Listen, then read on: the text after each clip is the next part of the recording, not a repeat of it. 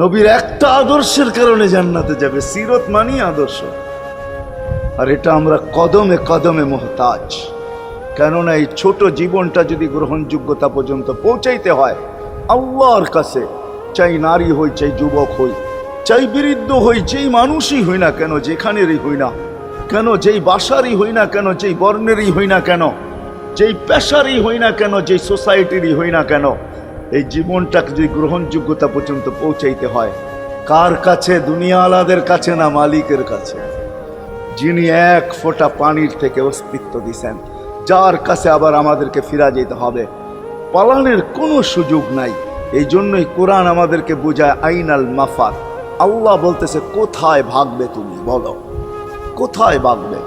কবির কথাই সত্য, যদিও নাকি পালাও তুমি আকাশেতে লাগিয়ে সিঁড়ি, সিঁড়ি লাগাও যদি আকাশ